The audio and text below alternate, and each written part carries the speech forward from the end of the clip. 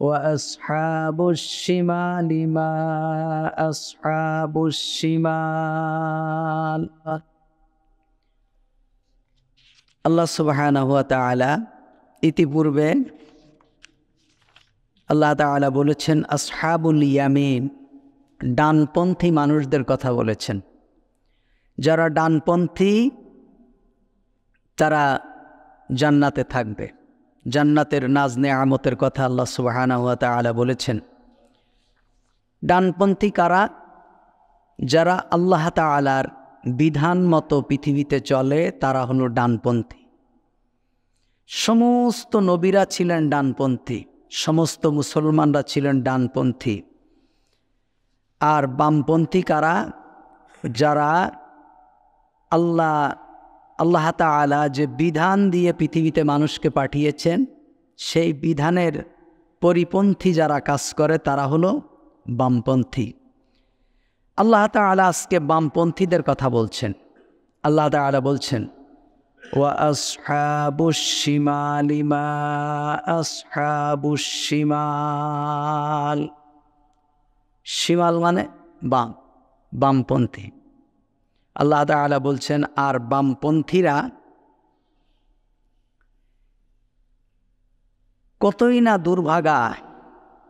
আসহাবুশ শিমাল, বামপন্থী। যারা বামপন্থী তারা কতই না দুর্ভাগা। আপনি যদি মনে করেন যে আপনি দুনিয়াতে বামপন্থীদের সাথে থাকবেন আর ডানপন্থী আপনি মেনে নেবেন, আপনি ডানপন্থী লোক কিন্তু আপনি থাকবেন কাদের সাথে? বামপন্থীদের সাথে। তাহলে কিয়ামতের দিন আপনার হাসর হবে বামপন্থীদের সাথে।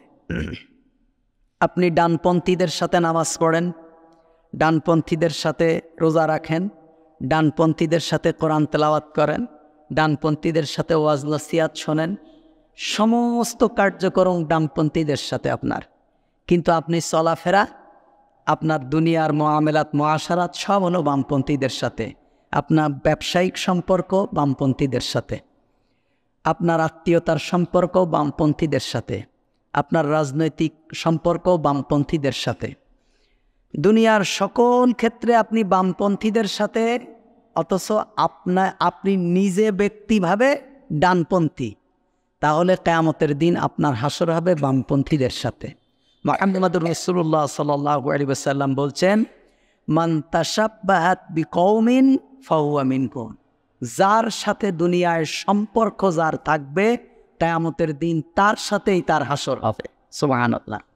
আপনার সম্পর্ক যদি মুমিনদের সাথে হয়, কিয়ামতের দিন আল্লাহ তাআলা আপনাদেরকে মুমিনের সাথে হাসর করবেন, দাঁড় করায় দেবেন।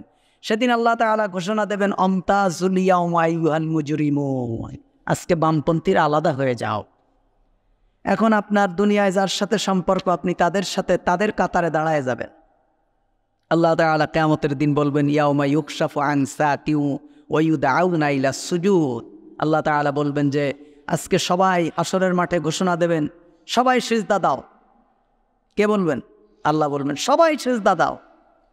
কিন্তু দুনিয়ায় যাদের সিজদার সাথে সম্পর্ক ছিল না তাদের মেরুদণ্ড শক্ত হয়ে যাবে, তারা আল্লাহর হুকুম পালন করে সিজদা দিতে পারবেন। বাস ওখানেই আপনার ফয়সালা শেষ। তখন আল্লাহ বুঝতে পারবে যে আপনি ডানপন্থী না আপনি বামপন্থী। আল্লাহ তাআলা বলছেন ওয়াসহাবুশ শিমালি মা আসহাবুশ শিমাল। আর বামপন্থী দল কতই না দুর্ভাগা। বামপন্থী দল, বামপন্থীদের কি অবস্থা হবে কিয়ামতের দিন? আল্লাহ তাআলা বলছেন ফি সামুমি ওয়া হামিম। সামুম মানে আগুন, আর হামিম মানে ফুটান্ত, ফুটান্ত পানি। হামিম বলা হয় ফুটান্ত পানি। তারা থাকবে আগুনের ফুটান্ত পানির মধ্যে। নাউযুবিল্লাহি মিন যালিক। যারা বামপন্থী তারা কোথায় থাকবেন? আগুনের ফুটান্ত পানির মধ্যে থাকবে। ফি সামুমি ওয়া হামিম। সেই ফুটান্ত পানি যে থাকবে তার কি অবস্থা হবে? ওয়াজিল্লিম মিন ইয়াহমুম। এবং কালো ধোঁয়ার ছায়ায়, কালো ধোঁয়ার ছায়ায় যদি বিকট পরিমাণ ধোঁয়া হয়, এই যখন বিরাট বিরাট ইন্ডাস্ট্রিগুলো কিংবা বড় বড় যখন অগ্নিকাণ্ড হয়, তখন অগ্নিকাণ্ডর ভিতরে যদি 50 জন মরে হলো আগুনে আর 500 জন মরে হলো ধোঁয়ায়, এই ধোঁয়ায় তাদের নিঃশ্বাস কি হয়ে যায়? বন্ধ হয়ে যায়। আল্লাহ সুবহানাহু ওয়া তাআলা বলছেন তারা থাকবে হলো এবং কালো ধোঁয়া, জাহান্নামের যে আগুন জ্বলার পরে যে কালো ধোঁয়া বের হবে, তারা এই ধোঁয়ার ভিতরে থাকবে, তাদের নিঃশ্বাস বন্ধ হয়ে যাওয়ার উপক্রম হবে। আল্লাহ সুবহানাহু ওয়া তাআলা বলছেন তা ওখানে কি অবস্থা হবে? লা বারিদিন ওয়ালা কারীম, সেই ধোঁয়াটা ঠান্ডাও না, আবার বারদুন মানে কি? ঠান্ডা, কারীম মানে আরামদায়ক, মানে সেটা ঠান্ডাও না আরামদায়কও না, সেটা একটা অন্যরকম। আল্লাহ সুবহানাহু ওয়া তাআলা বলছেন এই অবস্থা তাদের কেন হবে? জাহান্নামীদের এই অবস্থা কেন হবে? ইন্নাহুম কানু ক্বাবলা যালিকা মুতরাফিন, এ কারণে হবে যে এর আগে তারা দুনিয়ায় ছিল মুতরাফিন, বিলাসী জীবনযাপন, খাও দাও ফুর্তি করো, এই নীতিতে তারা বিশ্বাসী ছিল। দুনিয়ায় মনে করে মরে তো যাবই, আর কি, একটু ফুর্তি করে নেই, মরেই তো যাব, আর কি, বাঁচবো আর কয়দিন, ফুর্তি একটু করে নেই। তার মানে কি? যারা এই কথা বলে যে আর কয়দিন বাঁচবো, একটু ফুর্তি করে নেই, আনন্দ ফুর্তি করে নেই, আর কয়দিন বা বাঁচবো, মরেই তো যাব, যৌবনও তো শেষ, এই কথা যারা বলে মূলত তারা পরকালকে বিশ্বাস করে না। তারা যদি পরকালকে বিশ্বাস করত তাহলে তারা এই কথা বলতো না, মরেই তো যাব। কারণ মুমিনরা বিশ্বাস করে দুনিয়াতে আমরা ভালো কাজ করলে মরে যাওয়ার পর আল্লাহ সুবহানাহু ওয়া তাআলা এর থেকে বহুগুণে নিয়ামত আমাদেরকে বাড়িয়ে দেবেন। সুবহানাল্লাহ। এজন্য বলছে তাদের এই অবস্থা হবে কেন? যে ইন্নাহুম কানু ক্বাবলা যালিকা মুতরাফিন, তারা দুনিয়াতে বিলাসী জীবনের অধিকারী ছিল। সকাল 10টা 11টার আগে ঘুম ভাঙে না, রাত্রে ঘুমায় একেবারে 2টা 3টা পর্যন্ত ক্লাবে থাকে, খুব মস্তি টস্তি করে যে ঘুমায়, সকালবেলা 11টা 12টার সময় ঘুম থেকে উঠে কোনো ব্রাশ নেই, নামাজ নেই, রোজা নেই, ঘুমের বিছানায় থেকে সোজা হয়ে ওঠার আগেই 1 কাপ চা খায়। এটাকে বলা হয় বেডটি। খেয়েছেন নাকি কখনো? বাসি মুখে যে চা খাওয়া হয় আর একটা সিগারেট খাওয়া, এটারে কি কয়? এটা হলো বেডটি। মানে এটা হলো শোয়ায় ঘুমের থেকে উঠে ব্রাশ করার আগে এবং ফ্রেশ হওয়ার আগে এটা খেয়ে, বাস বেডটিটা খেয়ে একটা সিগারেট ধরায়, তারপরে বাথরুমে যাবে, তাহলে ওদের মোটামুটি বাথরুমটা খুব ক্লিয়ার হয়। আর যারা সিগারেট খাওয়ায় অভ্যস্ত, এরা সিগারেট না খাইলে এদের বাথরুম ক্লিয়ার হয় না। যারা খায় তারা বলেছে, আমি তো জানবো কম। আল্লাহ সুবহানাহু ওয়া তাআলা বলছেন এই বিলাসী জীবন তারা দুনিয়ায় করত, এ কারণে তাদের এই অবস্থা হবে। আর কি? ওয়াকানু ইউসিরুনা আলাল হিংসিল আযীম, তারা সর্বদা লিপ্ত থাকতো হিংসিল আযীম মানে বড় বড় অপরাধে। আযীম মানে বড়, যার থেকে আর কোনো বড় নেই। বলে আরে আমি একবার কুষ্টিয়ায় মাহফিল করতে গেছি, মিরপুর এরিয়ায়, কুষ্টিয়া মিরপুর এরিয়ায়। তা মাহফিলের কমিটির লোক আমারে বহু প্রকার খাওয়াইছে। খাওয়ানোর পরে মাহফিল শেষে আমারে বলতেছে যে হুজুর, আমাকেই বলছে, আমি কোনো শোনা কথা বলছি না, কুষ্টিয়ার মিরপুরের এরিয়ায় বলছে যে হুজুর, আমরা এখানে ওই গুলি টুলি করারে বিশ্বাস করি না। আরও প্রায় 7-8 বছর আগের কথা, 6-7 বছর আগের কথা, 10 বছর হবে মনে হয়। বলছে আমরা এই গুলি করা এগুলোকে আমরা বিশ্বাস করি না, আমরা ডাইরেক্ট একটা মানুষকে জবাই করে থানায় পাঠায় দেই। আপনারা মনে হয় বিশ্বাস করেন না। হ্যাঁ, মিরপুর ওই যে হাসানুল্লাহ কিনুর এলাকা, বাংলাদেশের মোস্ট ওয়ান্টেড সর্বহারার নেতা তো হাসানুল্লাহ কিনু, ও তো বদমাইশ। এই বদমাইশের এরিয়া এটা হলো মিরপুর। ওই এরিয়ার মানুষ গুলি টুলি করা পছন্দ করে না, ডাইরেক্ট একটা মানুষ ধরে আনবে, জবাই করবে, বিসমিল্লাহ আল্লাহু আকবার বলে জবাই করে তার থানায় পাঠায় দেয়। আমি শুনে বলছি, আরে কোন জায়গায় আসলাম ওয়াজ করতে। এরা আমারে বক্তা এনে আমার কাছে কাহিনী শোনায় যে হুজুর আমরা গুলি করায় বিশ্বাসী না। আল্লাহ সুবহানাহু ওয়া তাআলা বলছেন, ওয়া কানু ইউসিররুনা আলাল হিনসিল আযীম, তারা সদা সর্বদা লিপ্ত থাকতো বড় বড় অপরাধে। তারা এই কলা মূলা এগুলো চুরি করা, কি ওই 500 1000 টাকা 10,000 টাকা 20,000 টাকা চুরি করা এরা ব্যস্ত থাকতো না। এরা ডাইরেক্ট ভুয়া কাগজপাতি দিয়ে ব্যাংকের থেকে লোন করে 50,000 কোটি টাকা নেই, 10,000 কোটি টাকা গায়েব। তুমি সারা জীবনে চুরি করবা এত 10 লাখ টাকা, আরও একবারে মেরে দেবে কি 5,000 কোটি টাকা 10,000 কোটি টাকা। তারপরে হলো তার ইশারায় খুন হবে, ধর্ষণ হবে, হাজার হাজার মানুষ অপরাধ করবে। তুমি খাবা একটু বিড়ি, একটু ফ্যান্সি ডিলে, একটু বাংলা টাংলা, ওরা ডাইরেক্ট একেবারে বিদেশিগুলো সাপ্লাই দেবে সারা দেশে। এগুলো হলো বড় বড় অপরাধ, বড় বড় ক্রাইম। এগুলো যারা করে আল্লাহ তাআলা বলছেন হিনসিল আযীম, এরা বড় বড় ক্রাইমের সাথে লিপ্ত থাকবে, যাদের এই অবস্থা জাহান্নামে হবে। জাহান্নামে তো সবার সমান শাস্তি হবে না, তার অপরাধ অনুযায়ী শাস্তি হবে। কাউকে আল্লাহ সুবহানাহু ওয়া তাআলা অল্প অপরাধের কারণে শাস্তি দিয়ে সেই শাস্তি তার অপরাধ সমপরিমাণ শাস্তি যখন তার হয়ে যাবে, আল্লাহ সুবহানাহু ওয়া তাআলা তাকে আবার আবে হায়াতের পানি দিয়ে গোসল করায়ে তাকে জান্নাতি মানুষ বানায়, 23 বছরের যুবক করে তাকে আবার জান্নাত দিয়ে দেবে। সুবহানাল্লাহ। এগুলো কাদের? যাদের ঈমান থাকবে। যাদের কি থাকবে? ঈমান থাকবে। আল্লাহ তাআলা বলছেন, وَكَانُوا يَقُولُونَ أَإِذَا مِتْنَا وَكُنَّا تُرَابًا وَعِظَامًا أَإِنَّا لَمَبْعُوثُونَ। তাদের আরো অপরাধ ছিল। কি অপরাধ?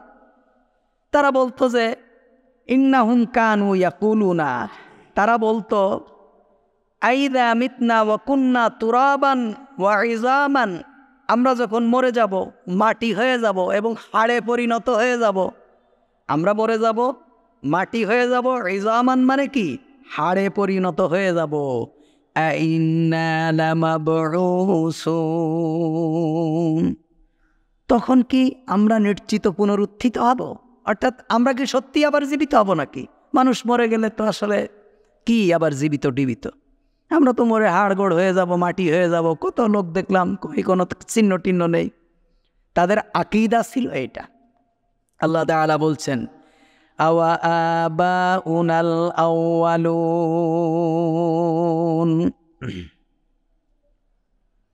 এবং আমরা পূর্বসূরি বাপদাদাদেরকেও বলছে, আমরা এবং আমাদের বাপদাদা পূর্বসূরি যারা মারা গেছে তারাও কি এরকম মরার পরে আবার কিয়ামতের দিন জীবিত হবে? এটা কিভাবে সম্ভব?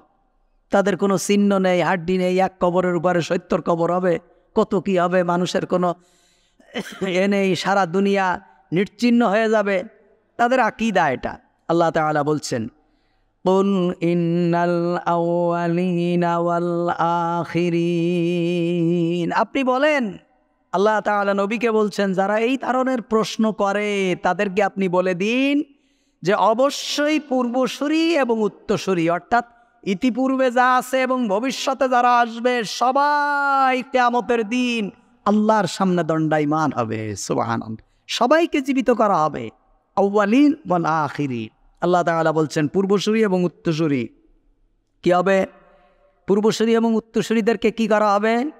লামাজমুউনা ইলা মিকাতি ইয়াউমিন মা'লুম, একটা নির্দিষ্ট দিনে, ইয়াউমিন মা'লুম মানে একটা নির্দিষ্ট দিনে সকলকে একত্রিত করা হবে। সবাইকে কি করা হবে? একত্রিত করা হবে। যারা আদম সবাই যারা মারা গেছে আর কিয়ামতের আগে যারা মারা যাবে সবাইকে সেদিন কি করা হবে? একত্রিত করা হবে। পলাবার কোনো জায়গা নেই। আল্লাহ সুবহানাহু ওয়া তাআলা বলছেন,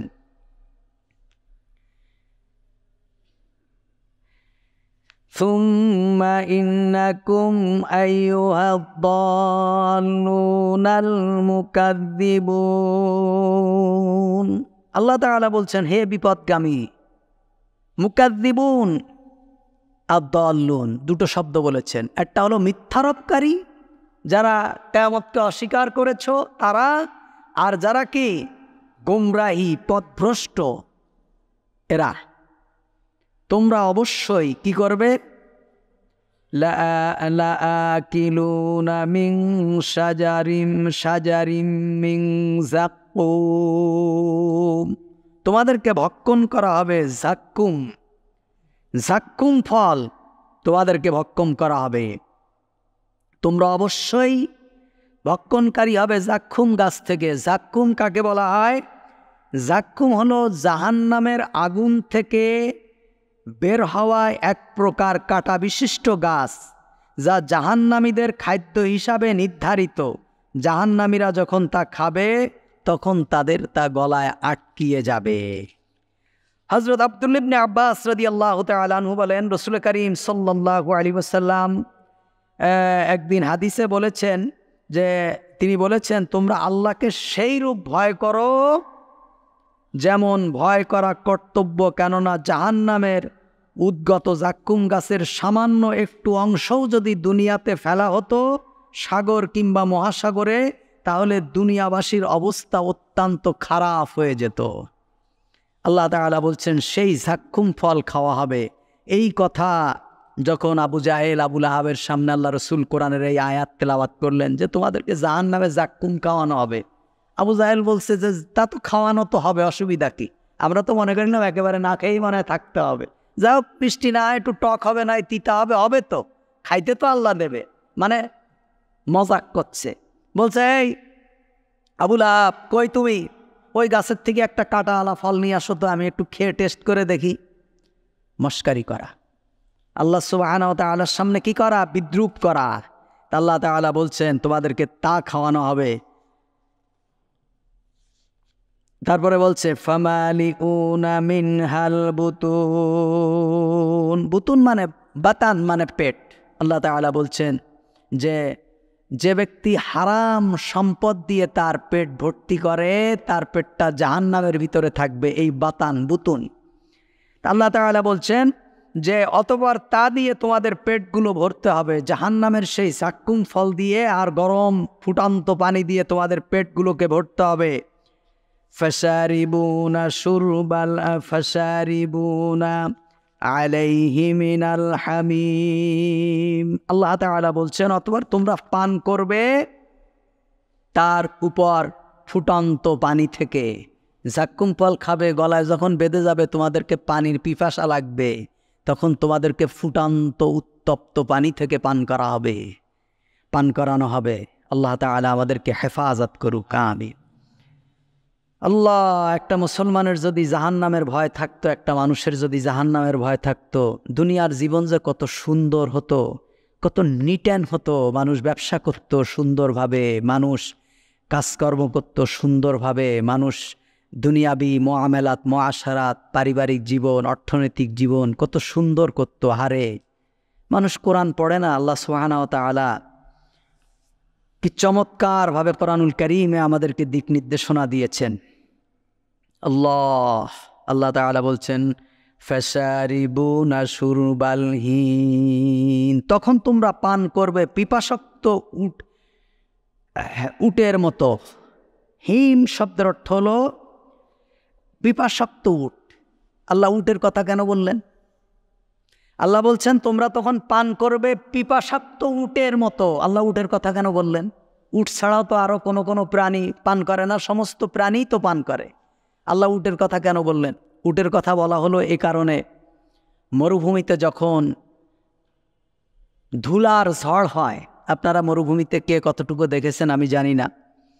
মরুভূমিতে আপনি আজকে এখন এখান থেকে যাবেন, দেখবেন যে এই জায়গাগুলো সব হলো একদম সমতল। আবার এক সপ্তাহ পরে যখন ফিরে আসবেন দেখবেন এখানে 50 ফিট উঁচু পাহাড় হয়ে গেছে। কিভাবে হয়? যখন মরুভূমিতে যখন ধুলার বালির ঝড়গুলো হয়, তখন এই বালিগুলো ঘুরপাক খেয়ে যদি এক জায়গায় পেঁচায় যায়, সমস্ত বালিগুলো এখানে এসে একেবারে স্তূপ হয়ে যায়, মনে হয় যে এখানে 1000 বছরের পাহাড় ছিল। সুবহানাল্লাহ। এবং উত্তপ্ত রোদে সেগুলো একদম পাথরের মতো কালো হয়ে যায়। তা মরুভূমির বাহন হলো উট। এই উট জানে আল্লাহ তাআলা, এ কারণেই কোরআনুল কারীমের অন্য জায়গায় বলেছেন তোমরা কি দেখো না আমি উট কীভাবে সৃষ্টি করেছি? আফালা ইয়ানজুরুনা কাইফা ইবিলি কাইফা খুলিকত, তোমরা কি দেখো না যে আমি কিভাবে উটকে সৃষ্টি করেছি? তো উটের কথা আল্লাহ তাআলা বললেন, কেন বললেন? মরুভূমিতে যখন উট থাকে, এই যখন ঝড় শুরু হয়ে যায় তখন উট মাটির ভিতরে নিজের মুখকে এইভাবে বালির ভিতরে ঢুকায় দেয়, দিয়ে সে 2-3 দিন পরিমাণ থাকতে পারে। কিভাবে থাকতে পারে? গরু দেখেছেন, গরু খাওয়ার পরে যখন অতিরিক্ত খায় তখন গরু এগুলোকে খায় না, এগুলোকে গিলে ফেলে। যখন ক্ষুধা লাগে তখন এগুলোকে বের করে দেখবেন দাঁড়ায় দাঁড়ায় একা একা চাবায়। একে বলা হয় জাগর কাটা। কি বলা হয়?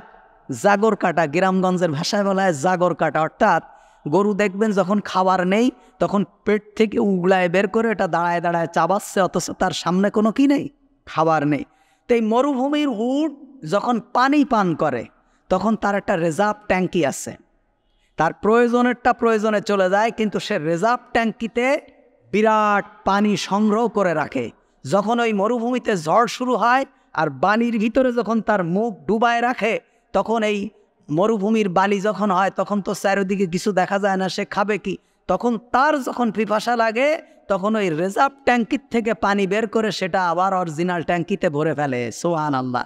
এজন্য আল্লাহ সুবহানাহু ওয়া তাআলা বলছেন তারা উটের মতো পান করবে। অর্থাৎ উট যেমন খাওয়ার সময় একেবারে জনমের মতো খায়, তারা এই ফুটান্ত পানিগুলো জাহান্নামীরা জনমের মতো খেয়ে ফেলে দেবে, উটের মতো।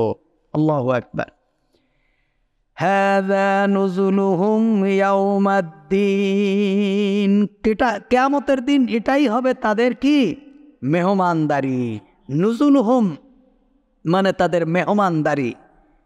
আল্লাহ তাআলা বলছেন এই কাটা জাতীয় জিনিস ফুটান্ত পানি এটাই হবে কি? তাদের মেহমানদারি।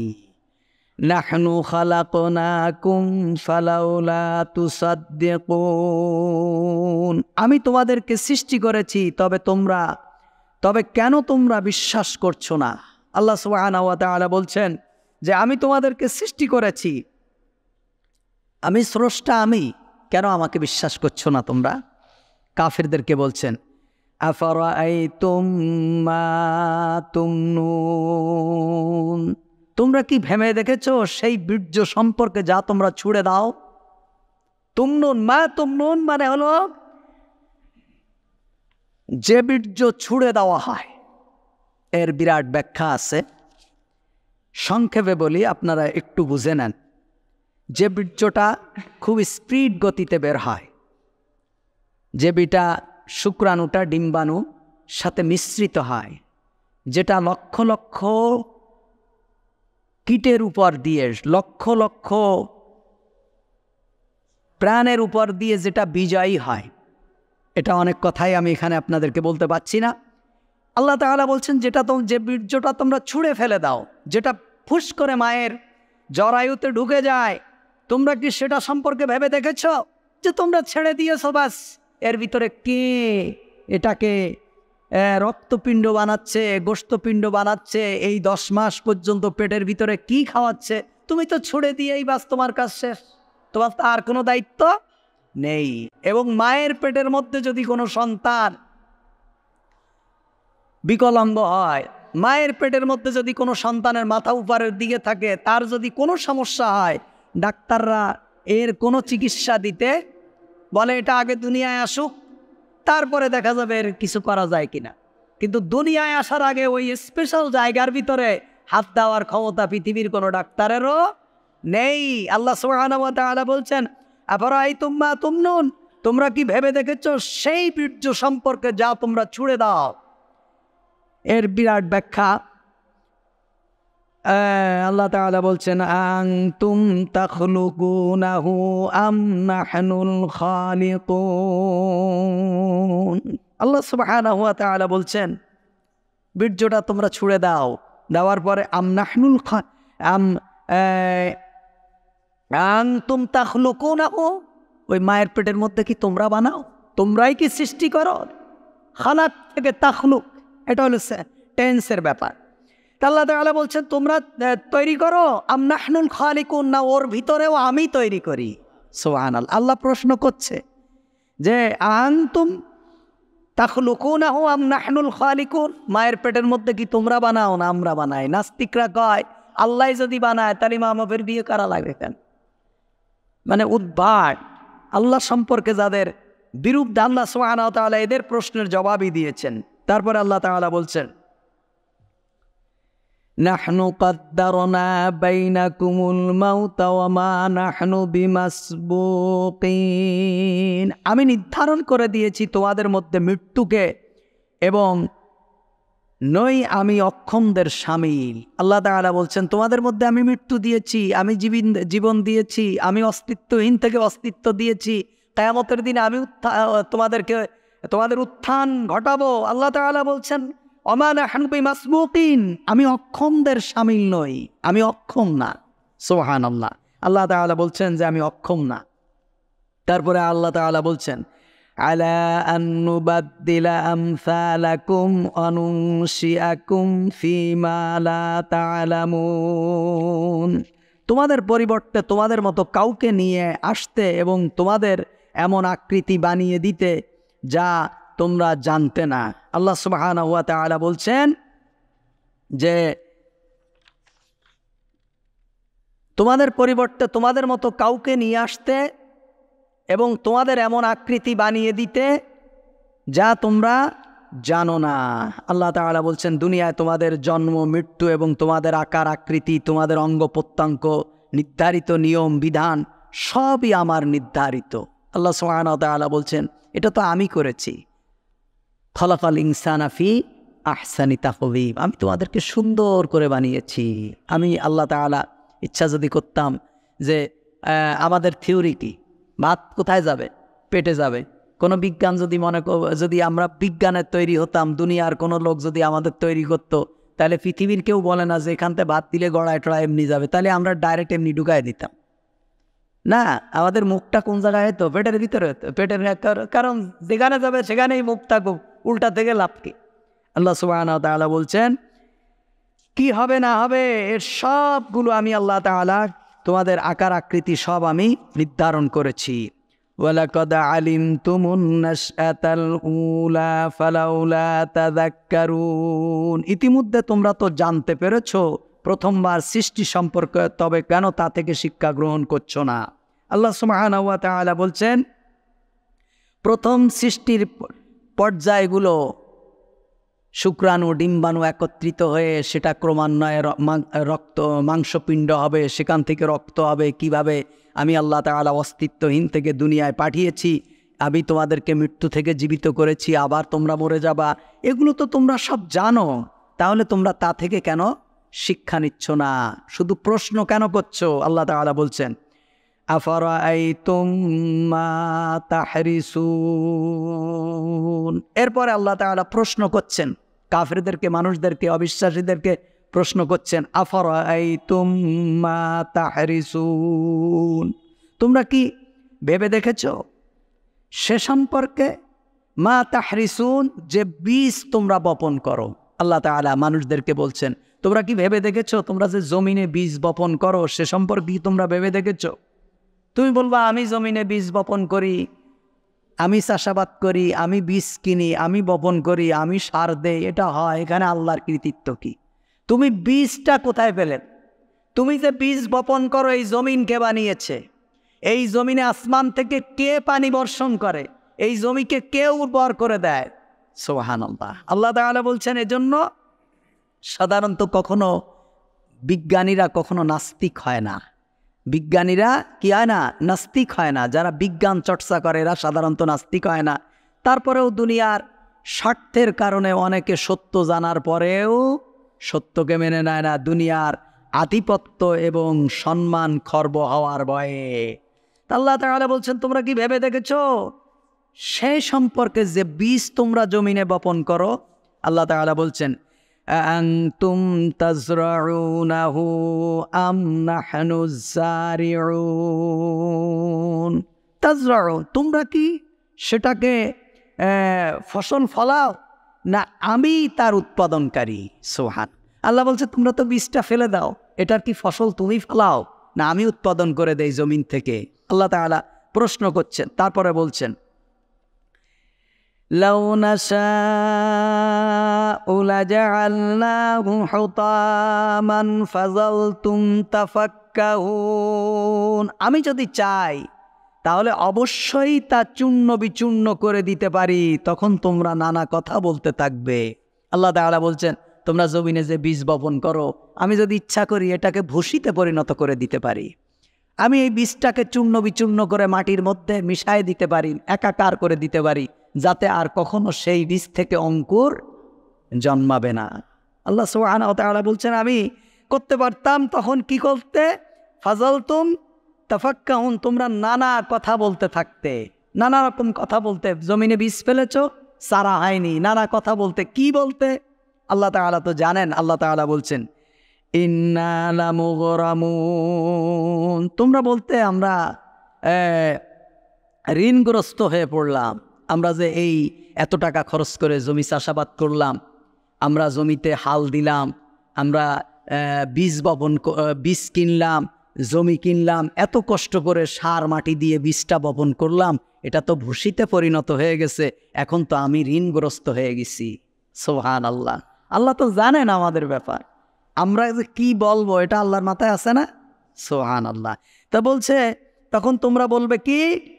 লামুগরামুন, আমরা তো ঋণগ্রস্ত হয়ে পড়লাম। তারপরে আর কি বলবে? বাল নাহনু মাহরুমুন, আমরা তো একেবারেই বঞ্চিত হয়ে গেলাম, আমরা তো শেষ হয়ে গেছি। আয় হায়, আমাদের কি হবে? দেখেন না, একটু ঝড় পানি হলেই বলে এবছর ফসল নেই, ধানের চাইলের দাম আকাশচুম্বী হবে, একটুখানি বৃষ্টি হলে 300-400 টাকা জালের কেজি হয়ে যায়। দেখেন না? তা আল্লাহ তাআলা বলছেন যে তখন তোমরা বলবা যে আমরা তো হারে একেবারে বঞ্চিত হয়ে গেলাম, আমরা ক্ষতিগ্রস্ত হয়ে গেলাম। আল্লাহ তাআলা বলছেন আফারাইতুমুল মাআল্লাযী তাশরাবুন, আল্লাহ এরপরে আবার উদাহরণ দিচ্ছেন। এখন জমির উদাহরণ দিলেন না, এখন আল্লাহ তাআলা কি বলছেন দেখেন। আপনারা একটু পড়বেন, আপনারা এই ধারাবাহিক তাফসীর শুনেন, মজা লাগে, বাড়িতে একটু পড়বেন যে আল্লাহ কোরআনে কি বলছে। আল্লাহ বলছেন আফারাইতুমুল মা, তোমরা কি ভেবে দেখেছো পানি সম্পর্কে? পানি সম্পর্কে কি তোমরা ভেবে দেখেছো? আল্লাযী তাশরাবুন, যা তোমরা পান করো। আজকের বিজ্ঞান বলছে যে মুহাম্মাদুর রাসূলুল্লাহ সাল্লাল্লাহু আলাইহি ওয়াসাল্লাম জীবনে কখনো সাগর ভ্রমণ করেছেন কিংবা নদী পাড়ি দিয়েছেন কিংবা নৌকায় উঠেছেন, এটা কোনো হাদিস দ্বারা প্রমাণিত নয়। অথচ রাসূল সাল্লাল্লাহু আলাইহি ওয়াসাল্লাম পানি সম্পর্কে যে কথা বলেছেন, আজকের বিজ্ঞান অবাক হয়ে যায় যে ১৫০০ বছর আগে সেই মরুভূমির মরুর দুলাল কিভাবে এই পানি বিজ্ঞানের কথা বলে গেছেন। সুবহানাল্লাহ। আল্লাহ তাআলা বলছেন মারাজাল বাহরাইনি ইয়ালতাকিয়ানি বাইনাহুমা বারযাখুন লা ইয়াবগিয়ান, আল্লাহ তাআলা বলছেন দুটো সাগর পাশাপাশি প্রবাহিত হয়, একটা সাগরের পানি মিষ্টি, আরেকটা পানি কি লবণাক্ত, দুটো পাশাপাশি প্রবাহিত হয়। আল্লাহ তাআলা বলছেন বাইনাহুমা বারযাখ, এই দুটোর মধ্যে আমি আল্লাহ তাআলা একটা প্রাচীর নির্মাণ করে দিয়েছি যা তোমরা দেখো না। দুটো পানি দেখবেন সাগর, এইটা হলো সাদা, এইটা হলো নীল পানি, দেখেন না? অনেক সময় ইউটিউবে দেখেন না, বিভিন্ন ভিডিওয়ে দেখেন না? এটাই বাস্তবতা। পৃথিবীর সমস্ত সাগরের মুখগুলো একসাথে, অথচ একটা নদীর পানি লবণাক্ত, একটা নদীর পানি কি মিষ্টি। যখন জোয়ার ভাটার হয় তখন এই লবণের পানিগুলো মিষ্টি পানির উপরে উপড়ে ওঠে, আবার ওই মিষ্টি পানিটা লবণাক্ত পানির উপরে সে উপড়ে পড়ে। আল্লাহ তাআলা বলছেন 1000 বছরের ইতিহাস কখনো এমনটা হয়নি যে লবণাক্ত পানিটা আজকে মিষ্টিতে পরিণত হয়ে গেছে কিংবা মিষ্টি পানিটা লবণাক্তে পরিণত হয়ে গেছে। আল্লাহ বলছেন যে আমি করেছি। মারাজাল বাহরাইনি ইয়ালতাকিয়ানি বাইনাহুমা বারযাখুন, দুটোর মধ্যখানে আমি একটা অদৃশ্য পর্দা দিয়ে দিয়েছি। পর্দাটা কি? সেটা হলো আল্লাহর হুকুম। আল্লাহ বলেছে যে কিয়ামত পর্যন্ত এই পানিটা লবণাক্ত থাকবে, আর এই পানিটা আমার উম্মতের জন্য, আমার বান্দার জন্য মিষ্টি থাকবে। খবরদার, দুটোর বাড়ি বেড়াতে যাওয়া, কিন্তু কারোর সাথে যেন কারো মিল না খায়। সুবহানাল্লাহ। আল্লাহ তাআলা এই পানির কথা বলেছেন, পানির ব্যাপারে বিস্ময়কর তথ্য, আপনারা শুনলে অবাক হয়ে যাবেন। আল্লাহ তাআলা বলছেন আফারাইতুমুল মা আল্লাযী তাশরাবুন, তোমরা কি পানি সম্পর্কে ভেবে দেখেছো যে পানি তোমরা পান করো? শারাবা ইয়াশরিবু, তাশরাবুন তোমরা পান করো, আনতুম আনজালতুমুহু মিনাল মুজনি আম নাহনুল মুনজিলুন। এই পানিটা যে আকাশ থেকে আসে এটা কি তোমরা নামায় নিয়ে আসো না আমি আল্লাহ বর্ষণ করে দেই? সুবহানাল্লাহ। আল্লাহ বলছে আনতুম আনজালতুমুহু, এটা কি তোমরা নামিয়ে আনো না আম নাহনুল মুনজিলুন, নাকি আমি নামিয়ে দেই? সুবহানাল্লাহ। এই পানি আপনারা চিন্তা করতে পারেন, এই পানি যখন আকাশে ওঠে তখন আমাদের কি এই টঙ্গীর যে বুড়িগঙ্গা নদী এই পানি ওঠে? বলেন ওঠে না? ওঠে নাকি এখানের পানি ওঠে না? ওঠে। এই পৃথিবীর পানিতে একমাত্র পানি যেটা পৃথিবীর সমস্ত আবর্জনাগুলোকে গ্রাস করে নেয়। হাজার হাজার লক্ষ লক্ষ মৃতদেহ যে পানিতে, এটা মানুষের হোক প্রাণীকুলের হোক, তারপরে হলো এই বিরাট বিরাট জাহাজ পানির উপর দিয়ে চলছে, তারপরে সারা পৃথিবীর পারমাণবিক অস্ত্রগুলো এই পানিতেই কি করা হচ্ছে? বাষ্টিক করা হচ্ছে। এইভাবে মিল কলকারখানার সারা দুনিয়ার ইন্ডাস্ট্রিগুলো কোথায়? সাগরের পাড়ে। আমি তো আগে জানতাম না যে কেন হয়, কেন পৃথিবীর সব থেকে বড় বড় ইন্ডাস্ট্রিগুলো সাগরের পাড়ে হয়। এই এয়ারজিন যদি একটা নদীর পাড়ে হতো, এই মালিকের বছরে না হলেও কয়েক কোটি টাকা সেফ হতো। এখন এই এখানকার ময়লা আবর্জনা পানি বর্জ্যগুলো ওই একদম নদী পর্যন্ত নিতে কত পরিমাণ টাকা খরচ হয়েছে। ঠিক এই কারণে ইন্ডাস্ট্রিগুলো নদী সাগরে, আমি আগে বুঝতাম না। এই যখন আল্লাহর কোরআন গবেষণা করে যখন সব মিলালাম, দেখলাম সুবহানাল্লাহ, আল্লাহ তাআলা কি বলেছেন। তাহলে কেন এই সমস্ত মিল কলকারখানা থেকে শুরু করে সারা দুনিয়ার মৃত্যু দেহগুলো সব পানিতে একাকার। কিন্তু এই পানি যখন উপরে ওঠে, লবণাক্ত পানি ওঠে, মিষ্টি পানি ওঠে, নীল পানি ওঠে, সাদা পানি ওঠে, কালো পানি ওঠে, মিল কলকারখানা ইন্ডাস্ট্রির পানি ওঠে। আল্লাহ তাআলা বলছেন এই পানিটা আমি আকাশে যখন উঠাই বাষ্পের মাধ্যমে, তখন শুধু ওই পানিটাই উঠায়, ওই পানি থেকে সমস্ত বর্জ্যগুলোকে রেখে শুধু পানিটুকু উপরে উঠাই। সুবহানাল্লাহ। উঠানোর পরে আমি আল্লাহ একটা অদৃশ্য ছাঁকুনি দ্বারা আমি এই পানিটাকে আবার সেকে ফেলি, ফিল্টার করে ফেলি। সুবহানাল্লাহ। ফিল্টার করে এই আয়রনযুক্ত পানি, এই বর্জ্যের পানি, এই পচা পানি, এই তারপরে আমাদের বুড়িগঙ্গার পানি, সমস্ত পানিগুলোকে আমি আল্লাহ তাআলা গোটা পৃথিবীর মাখলুকাতের জন্য আমি আল্লাহ অদৃশ্য ছাঁকুনি দিয়ে সেকে ফিল্টার করে এটা আমি আবার জমিনে বর্ষণ করে দেই। সে কথায় আল্লাহ তাআলা বলছেন আনতুম আনসালতুমুহু মিনাল মুজনি আম নাহনুল মুনজিলুন। তোমরা যে পানি খাও, তোমরা যে বড়াই করো, আমি বীজ বনেছি আকাশ থেকে পানি হয়েছে, সমস্যা কি? এটা তো এখানে আর কেরামতির কি আছে? বাস আল্লাহ তাআলা বলছেন এ পানি কি তোমরা নামাও না আমি নামিয়ে দেই? সুবহানাল্লাহ। বৃষ্টির পানি এখনো আছে, বহু জায়গায় বৃষ্টির পানি হাউজে ধরে রাখে। কেন জানেন? সারা বছর পান করার জন্য। আমাদের এই বাংলাদেশেও আছে, হাউজে ধরে রাখে। আমরা ছোটবেলায় যখন বৃষ্টি আসতো তখন তো এরকম হাঁড়ি কুড়ি বালতি যা আছে সব টিনের চালার নিচে পেতে রাখতাম, এই পানি খেতাম।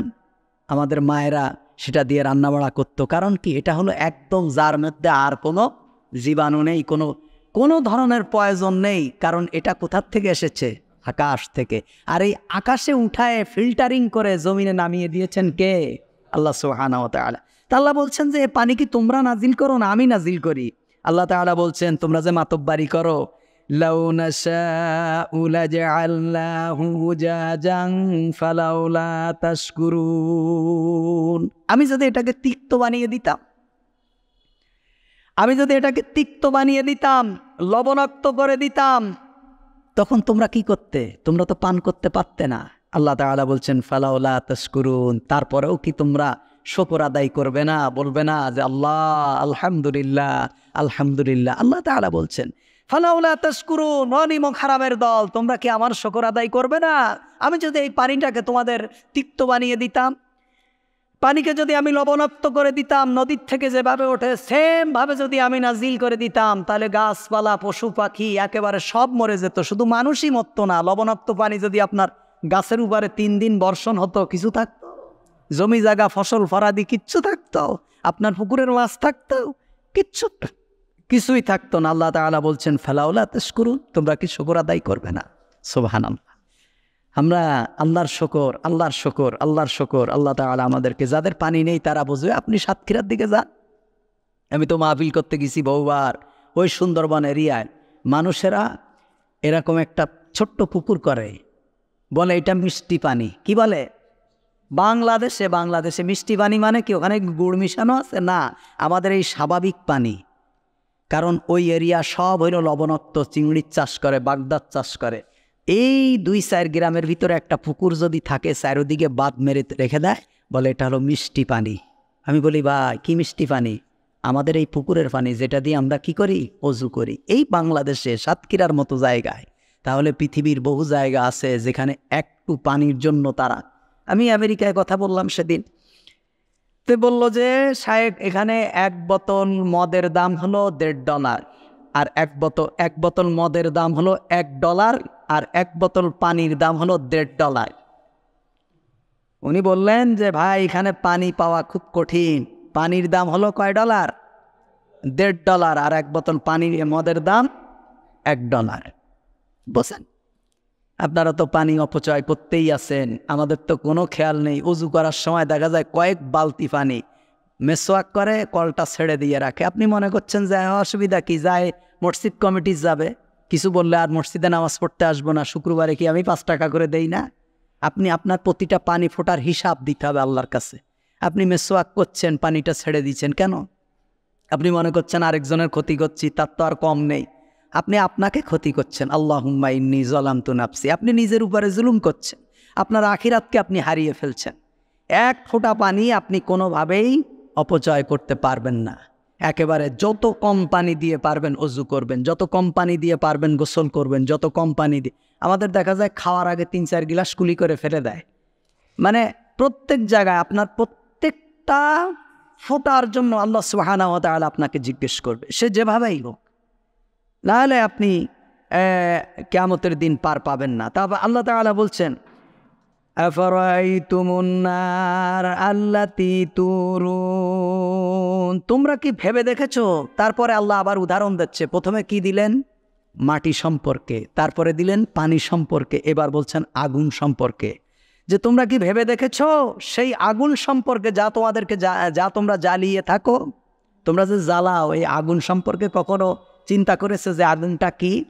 বলছে আনতুম আনশাতুম শাজারাতাহা আম নাহনুল মুনশিউন, তোমরা যে আগুন জ্বালাও খড়ি দিয়ে, কাঠ দিয়ে জ্বালাও, তোমরা কি তার জ্বালানি গাছগুলো সৃষ্টি করেছো না আমি সৃষ্টি করেছি? সুবহানাল্লাহ। আল্লাহ তাআলা বলছেন যে আনতুম আনশাতুম শাজারাতাহা, তোমরা কি গাছ বানিয়েছো, না আম নাহনুল মুনশিউন, নাকি গাছ আমি বানিয়েছি? আদি যুগে মানুষেরা গাছের কাঠ একটার সাথে আরেকটা ঘষে আগুন ধরাতো। এটা তো আপনারা পড়েছেন, অনেকে দেখেছেন। এখনও বন জঙ্গলে যারা জীবনযাপন করে তারা কাঠের উপরে কাঠ ঘষা দিয়ে কি আগুন জ্বালায়, দেখেননি? ইউটিউবে ডিসকভারি চ্যানেলে দেখা যায়। আল্লাহ তাআলা বলছেন তোমরা তো মাতব্বারি করো যে আগুন আমরা জ্বালাচ্ছি কষ্ট করে, তা গাছটাকে বানিয়েছে? তোমরা যে গাছের উপরে ঘষা দাও, গাছটা আমি বানিয়েছি, তোমরা কি ভেবে দেখেছো? সুবহানাল্লাহ।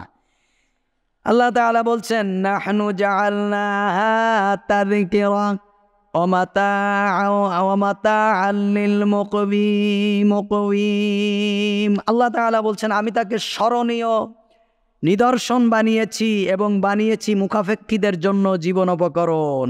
আল্লাহ সুবহানাহু ওয়া তাআলা বলছেন ফাসাব্বিহ বিসমি রাব্বিকাল আযীম, অতএব আপনি আপনার মহান প্রতিপালকের তাসবিহ পাঠ করুন। এত উদাহরণ দিয়ে আল্লাহ তাআলা বলছেন যে তোমরা, বলছে আপনি আপনার, ওরা মানে মানুক না মানে না মানুক, যাদের হৃদয়টা আল্লাহ তাআলা হেদায়েতের জন্য কবুল করেননি, যারা দুনিয়ার কাছে নিজেকে বিক্রি করে দিয়েছে, দুনিয়ার কাছে নিজেকে বিক্রি করে দিয়েছে। এই রিসেন্টলি একজন মানুষ মারা গেছে, হায় হায়, আমি শুধু এদেরকে দেখি আর বলি আল্লাহ কি করেছে। সময় টিভির মালিক, ওই সিটি গ্রুপের চেয়ারম্যান, আরে লোকটা মারা গেছে, আমি তারে কোনো দিন দেখিও নি, তার টেলিভিশনে আমি কোনো দিন প্রোগ্রাম করিও নি, কারণ তার টেলিভিশনে ইসলামিক প্রোগ্রাম হয়ও না। আর সে বামপন্থীদের সংবাদটাকেই বেশি সার্ভ করে এবং বামপন্থীরাই তার টেলিভিশনে, তার সব কিছুই বাম, সে নিজেও তো ডানপন্থী না, আল্লাহ তাআলা মাফ করুক। এই লোকটা মারা গেছে, আমার লোকে প্রশংসা করে, আর আমি শুধু চেহারার দিকে তাকায় ভাবি আরে কি নিয়ে গেল, কি নিয়ে গেছে সে ব্যক্তি, আরে কি হিসাব দেবে আল্লাহ সুবহানাহু ওয়া তাআলার কাছে। এই জন্য ভাইরা আমার, দুনিয়া আমাদের থাকবে, কিন্তু দুনিয়াকে আমরা প্রাধান্য দেব না। এই দুনিয়ায় বসেও আমরা আখিরাতের কিছু সঞ্চয় করে যাব। বিশ্বাস করেন, আমি মাওলানা খায়রুল যদি ওয়াজও করি, তাও আমি বছরে 20 লাখ টাকা ইনকাম করতে পারি। আল্লাহকে সাক্ষী রেখে বলছে, আমি ওয়াজ বাদ দিছি আজ 20-30, কমপক্ষে 15 বছর আগে। ওয়াজ করি কিন্তু খুব কম, কারণ ওয়াজের ভিতরে, ওয়াজের থেকে আওয়াজ হয় বেশি। কি হয়? দুনিয়ার ফালতু কথাবার্তা না বললে রাত্রে 12টার সময় মানুষ বসে থাকে, তা মানুষের এই যদি কোরআনের সোজা সাপটা আয়াত বলে এরম তাফসির করে কেউ বসবে? এখানে কাহিনী বলতে হবে, গল্প বলতে হবে, হাসাইতে হবে, কান্দাইতে হবে, কৌতুক বলতে হবে। যেখানে আমারে নেয়, আমি বলি ভাই আমি কিন্তু গজলটা, কালকে এক জায়গায় মাহফিলে গেছি, বসে হুজুর একটা গজল গাইতে হবে। আমি বলছি ভাই আমার জীবনে আমি গজল গাইতে পারি না। গজল বসে আপনি ছোটোবেলায়ও গাননি? আমি যে গেছি, এখন আর মনে নেই। তা মানুষ হলো এগুলো। এই জন্য আমি বলছি ভাইরা আমার, দুনিয়াকে কোনোভাবেই প্রাধান্য দেওয়া যাবে না। আপনার প্রতিটা কাজের জন্য আল্লাহ সুবহানাহু ওয়া তাআলা আপনাকে জিজ্ঞেস করবে। এজন্য আমাদের প্রত্যেকটা কাজ আখিরাতকে সামনে রেখে করা উচিত।